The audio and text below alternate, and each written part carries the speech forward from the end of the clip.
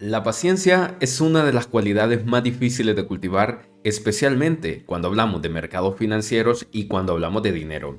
Pero para aquellos que hayan podido aguantar por mucho tiempo, que hayan estado acumulando y fortaleciendo su portafolio en esas épocas donde nadie quería comprar, seguro ya comienzan a ver algunos frutos y a ver esa luz al final del túnel. Hoy quiero compartir con ustedes estudios del más alto nivel con unos datos que seguro van a sorprendernos y que sobre todo nos va a ayudar a prepararnos para este enorme cambio de ciclo. Así que empiezo a compartir pantalla con ustedes y nos metemos en materia. Vamos allá.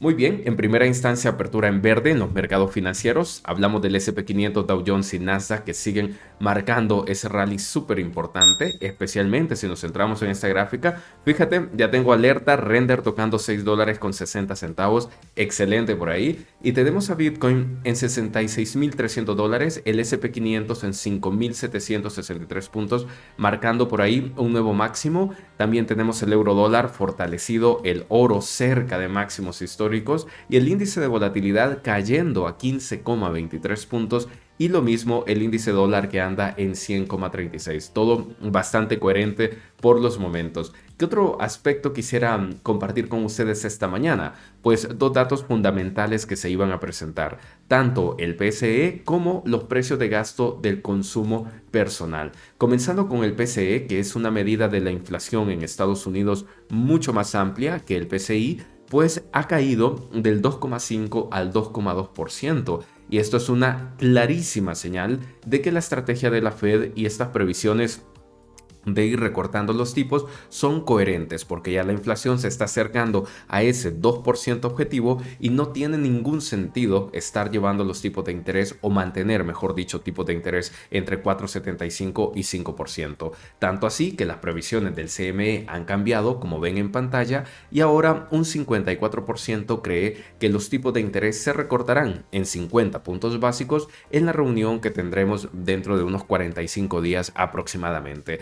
Este es un momento crítico para el mercado porque es donde comienza un mayor discernimiento para saber si estos recortes siguen siendo parte de un aterrizaje suave o si acaso se acerca una recesión económica como les explicaba el día de ayer. Por lo tanto, estaremos muy pendientes y dándole seguimiento a este dato, pero sin duda que la inflación cayó de manera importante de 2,5 a 2,2. Es una reducción bastante fuerte, siendo sincero. Y también el segundo dato que se presentaba era el índice de precios del gasto en el consumo personal subyacente. Aquí en su lectura interanual, fijémonos que tuvo un pequeño repunte de 2,6 a 2,7%, básicamente algo en la tendencia de los últimos 4 o 5 meses, pero que no creo que marque una enorme diferencia en la ruta que lleva la Fed para sus siguientes reuniones. Y aquí entramos a los estudios de alto nivel. Quiero empezar con una gráfica de iCapital Insights que ha hecho un estudio muy amplio sobre el comportamiento de las acciones antes y después de los recortes de tipo de interés, y esto asumiendo también la correlación que existe con las criptomonedas nos ayudará a prepararnos para este momento y para este enorme cambio de ciclo. Voy a dejar solo la pantalla completa. Dame un momento. Muy bien. ¿Qué tenemos en esta gráfica? Tenemos un eje con el rendimiento tanto negativo como positivo, como puedes ver aquí en la izquierda, y también tenemos los tiempos que se cuentan en meses, 12 meses antes y 12 meses después. Y lo que estás viendo en todas estas gráficas de colores es el SP 500 representados en los distintos años cuando se ha dado recortes de tipos de interés. ¿Qué podemos observar entonces en promedio para poder concluir, digamos, o para empezar por ahí con ese promedio? Que el SP 500 ha rendido un 9,2% 6 meses después del primer recorte de tipos de interés. Fíjate que esto es una medida media, pero no implica que sea así todos los años. Si nos fijamos en 1987, por dar un ejemplo, nos vamos a fijar que el SP 500 tuvo una caída súper importante en esta etapa de mercado, y fíjate que a partir del primer recorte de tipos que se mide a través de esta línea central, este SP 500 acabaría con un rendimiento excepcional por encima del 20% 12 meses después. En cambio, en épocas cuando hemos tenido una recesión económica, como es el caso del 2007 o del 2001, justo después del primer recorte de tipos, la caída ha sido espectacular, rozando el 30%, incluso números más profundos. Y cuando tú sumas todos estos eventos de recortes de tipos de interés, la media que da es que el SP500 rinde 9.2%. Esto significa, en otras palabras, que la probabilidad está a nuestro favor, que hay más probabilidades de que el SP500 se recupere de manera muy poderosa, aunque en el corto plazo nos dé bastante volatilidad, como puedes notar aquí después del primer recorte en 1998, cómo cae el SP500 y luego cómo se recupera. Ya después vendría la crisis del 2001, por supuesto, pero al menos podemos ver que esta volatilidad del corto plazo es sufrida siempre que se está dando ese primer recorte de tipos de interés y tenemos que estar listos. Ya luego viene una bonanza de mercado y en esa bonanza también tenemos que estar preparados para la toma de beneficios. Esto no termina aquí. Por ejemplo, ¿cuál ha sido el desempeño también del SP500 en escenarios de recesión y de no recesión y cuál es el promedio? Mira, en escenarios donde hemos tenido recortes de tipos de interés y no hay recesión que se cuenta por 5 veces, ese rendimiento se ha acercado al 20% después de los 12 meses. Y cuando el recorte ha sido también seguido de una recesión económica, las caídas han sido tan profundas como el 15%. Y si queremos sacar un promedio de esto, podemos hablar de un rendimiento que rozaría el 8%. Es decir, cuando vemos recortes de tipos de interés, siempre la volatilidad estará garantizada, incluso la pérdida en el muy corto plazo, pero en el largo plazo, en promedio, tendemos a ganar dinero. ¿Qué más podemos ver? El rendimiento de los sectores defensivos versus los cíclicos, siendo esto ya, yo creo que muy lógico para todos nosotros, especialmente para los que se posicionan en acciones y ETFs, de cómo los sectores que tienden a ser defensivos rinden bastante mejor que aquellos que tienden a ser cíclicos, porque como bien lo dice su palabra, cuando se trata de un sector defensivo, habla de cosas de primera necesidad, que el público te comprará en buenas o en malas etapas del mercado, a diferencia de lo que es cíclico, que se consume más cuando los tipos de interés tienden a ser más bajos y que tiende a consumirse menos cuando las condiciones de crédito son más complicadas. Y quiero terminar con lo siguiente, con una tabla súper reveladora. ¿Qué ocurre con los recortes de tipos de interés versus el rendimiento de los distintos sectores en bolsa y también algunos índices que tenemos en pantalla? Te dejo la imagen, si le quieres hacer captura, yo me voy a basar solo en el SP500 por cuestión de tiempo. Mira lo que ocurre aquí. 12 meses antes del primer recorte, el SP500 promedio rinde 24%, 6 meses antes 20% y 3 meses antes 9.5%. Y luego, después de ese primer recorte, los primeros 3 meses presenta un rendimiento del 5.1%. ¿A qué se debe esta diferencia? Que si bien es cierto no entramos en números rojos, pero ciertamente es una caída en el rendimiento. Esto se da porque estos primeros 3 meses después del primer recorte son un tiempo crítico para el mercado. Es cuando el mercado comienza a discernir si este recorte está motivado por una recesión económica o si no habrá una recesión económica. Aquí vuelvo con ustedes, que ya me estaba cansando de estar ahí escondido. Entonces, estos primeros 3 meses son fundamentales y por eso hablamos de la alta volatilidad que se presenta en el índice. Una vez que el mercado discierne, luego de estas lecturas trimestrales, ya a los 6 meses el rendimiento aumenta y luego a los 12 meses el rendimiento se ve bastante mejor. ¿Por qué va pasando esto? Porque el mercado ocupa asumir de que estos recortes de verdad no se están dando por problemas que no están a simple vista. Por ahora, los datos que hemos recibido del PCE, bueno, parecen coherentes, van en la línea de lo que la Fed esperaba sobre la inflación, pero imagínate que en las siguientes 2 lecturas vemos una inflación que cae de golpe a 1.8 y después que cae a 1.3, por decir algo. Eso ya es una reducción anómala, es algo demasiado acelerado e indicaría un problema subyacente que posiblemente sea una recesión económica. Entonces, las lecturas que se vienen para los 2 siguientes meses también son fundamentales, son muy importantes para poder definir el destino del SP500 y también de las criptomonedas. Pero en conclusión, ¿qué podemos sacar de digamos, de este estudio, de estas proyecciones?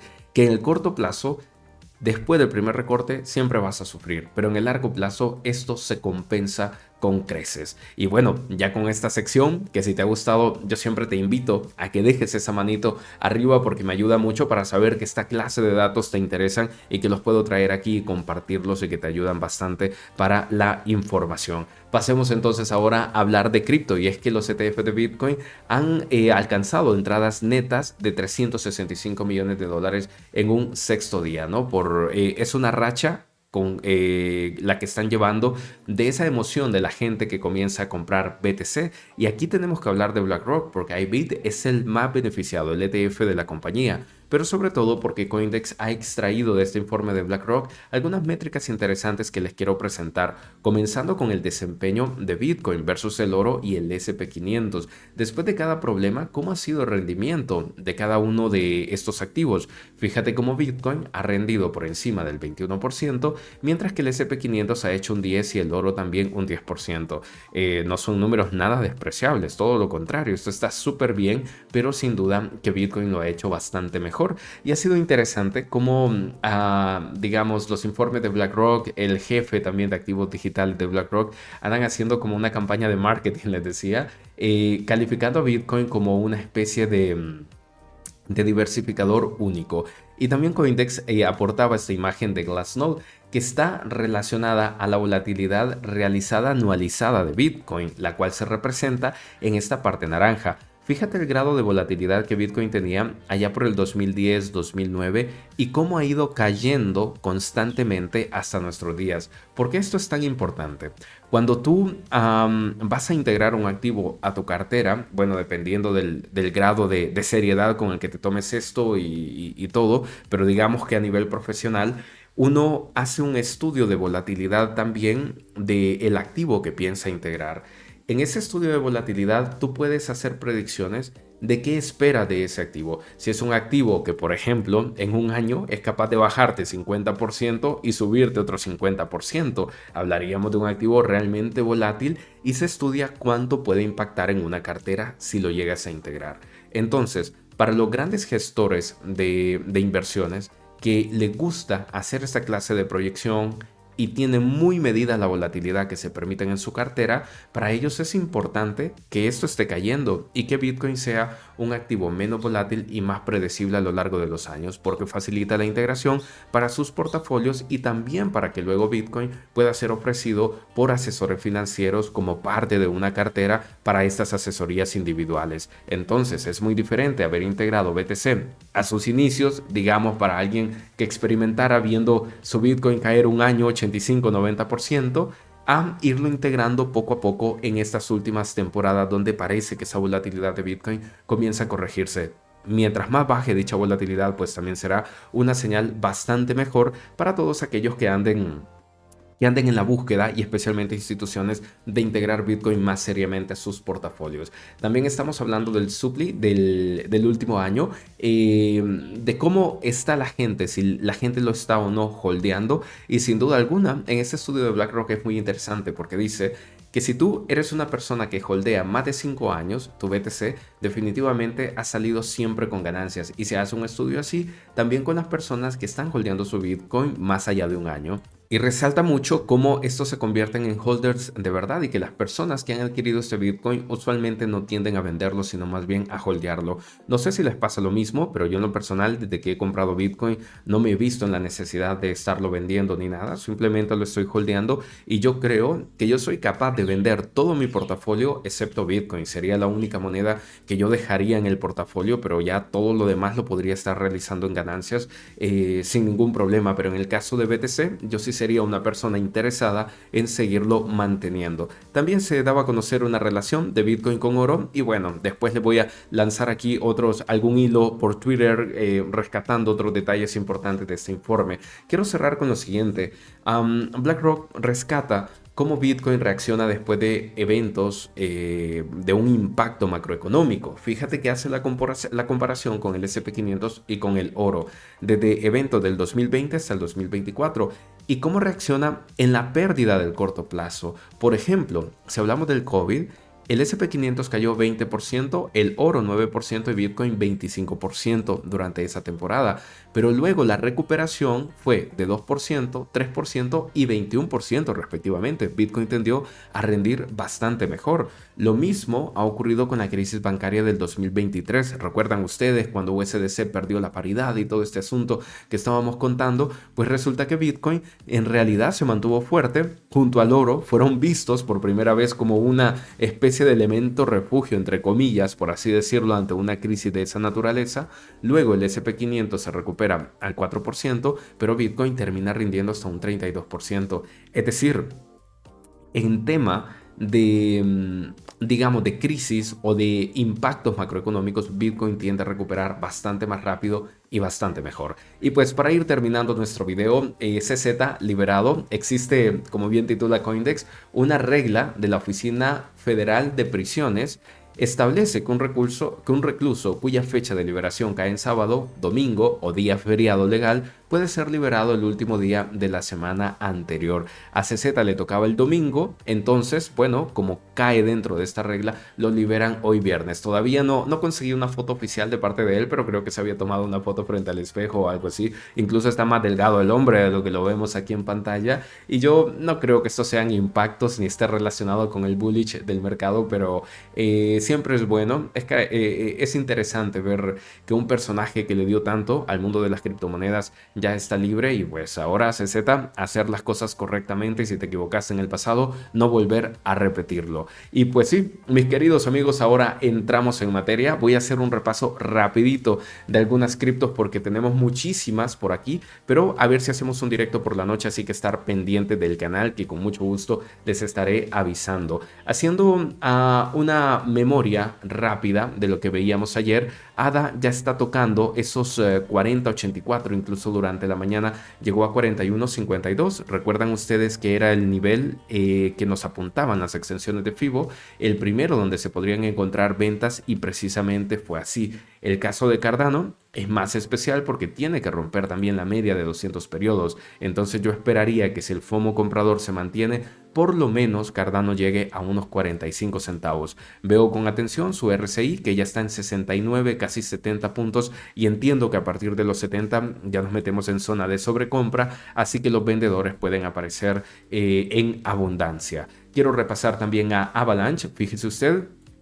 $30.55, venimos hablando de esto desde la semana pasada, creo yo, que era la primera proyección que teníamos para AVAX justo en el 23% de Fibo, pero al igual que Cardano tiene un reto en la media de 200 periodos. Esto nos daría una proyección todavía de crecimiento hasta unos $33 para AVAX antes de encontrar fuerza vendedora que haga que el precio se reduzca una vez más, pero no podemos despreciar estos 30,77. Es una zona que no se ha roto todavía, pero que como digo, en caso de romperse podríamos esperarlo cerca de los $33. Mi expectativa es que octubre, por ser un mes tradicionalmente alcista, AVAX ya esté cotizando por encima de los $35 y a ver si se puede cumplir. Su RSI está en 69 puntos, al igual que Cardano ya casi va a entrar en la zona de sobrecompra y su MACD se mantiene hacia el alza. Me gustaría hablar también de Conflux o CFX, esta moneda que se le conoce como el Ethereum de China y que ha subido de manera muy importante, más de un 18% en las últimas horas, porque recordemos que China está inyectando bastante liquidez a mansalva y pues obviamente CFX se vio beneficiado por esto. Esta es una cadena de bloques muy particular de capa 1 que combina elementos de tecnología DAC similar a la que tiene Phantom, que se conoce como gráfico acíclico dirigido, es de prueba de trabajo, tiene una alta capacidad de escalamiento y tiene ese respaldo del gobierno chino. Ustedes saben cómo es China, que le ha puesto un montón de trabas a otra clase de proyectos, pero a este como que le ha dado su beneplácito y es una cosa que podemos observar con bastante atención.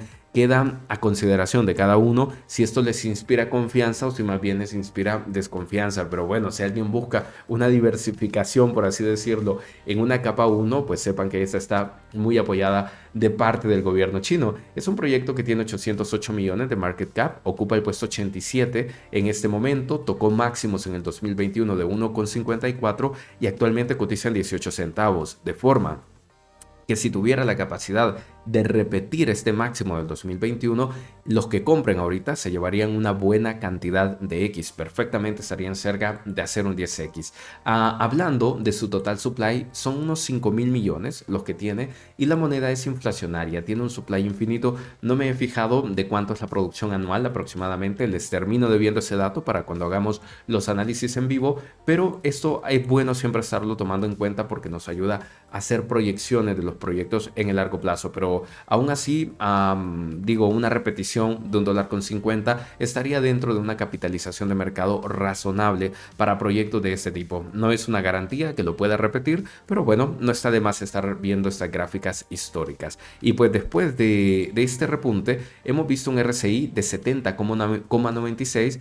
Vemos que la moneda acostumbra a llegar a unos 77 y casi los 80 de RSI y a partir de ahí comienzan a haber ventas importantes. Entonces yo observaría con mucha atención eso, por si acaso me interesa posicionarme, entender que también las ventas pueden estar al acecho, especialmente si te vas a topar con la media de 200 periodos cerca de los 21 centavos. Me gustaría también hacer unos comentarios rapiditos sobre Render, que ya está alcanzando $6.60. Creo que era parte de las previsiones que teníamos ayer, una ruptura de 6,40 del 23% de FIBO y luego buscar esas sombras que había dejado el 27 de agosto. Justo las está tocando, incluso las está superando y fíjate que si el rendimiento de Render continúa ahí, una visita a $7,20 sería lo más razonable justo cuando se está encontrando con la media de 200 periodos. Y hay que rescatar también que Solana ya se encuentra en $160, ha superado los 156, que era la duda que nos quedaba. Y ahora se acerca a esas sombras que dejó también a finales de agosto, que son de $161. Una pequeña diferencia la que podemos ver por ahí. ¿Qué es lo más importante de este movimiento? Que Sol se establece por encima de la media de 200 periodos siempre y cuando el cierre diario esté por aquí, por 161. Pero ahora el reto es superar estas dos últimas resistencias que ha dejado en el camino. En caso de que lo supere, yo creo que tiene vía libre hasta los $185. Su RSI es de 65 puntos, así que el movimiento al alza puede extenderse sin ningún problema y el MACD sigue apoyando ese desempeño alcista. Y termino con Bitcoin, comentario breve. Ustedes saben que he insistido mucho con la zona de $65.200 porque era una zona muy importante para poder romper y que fuese con una vela definitiva. Y el cierre de ayer fue en 65.250 aproximadamente. Fue una locura. Entonces esto permite que Bitcoin rompa un poco de esa tendencia a la baja, que se establezca por encima de la media de 200 periodos y la vela de cotización de hoy es muy interesante porque nos da una proyección de precio de Bitcoin por encima de los $68.000. Así que esperaríamos una visita por lo menos a ese nivel antes de que el RSI esté cerca de esos 80 puntos. Ahorita el RSI está en 68 en términos diarios, pero entendería que en la búsqueda de esos 70 el RSI estará acercándose a los 80 puntos de RSI y la fuerza vendedora naturalmente va a aparecer. Pero es una excelente señal y que vayamos cerrando nuestro mes de septiembre bajo estas condiciones creo que es lo mejor que puede ocurrir porque es una evidente búsqueda de los $70.000 y luego, ¿por qué no repetir, incluso superar ese máximo histórico que ya nos ha dejado a lo largo de este 2024?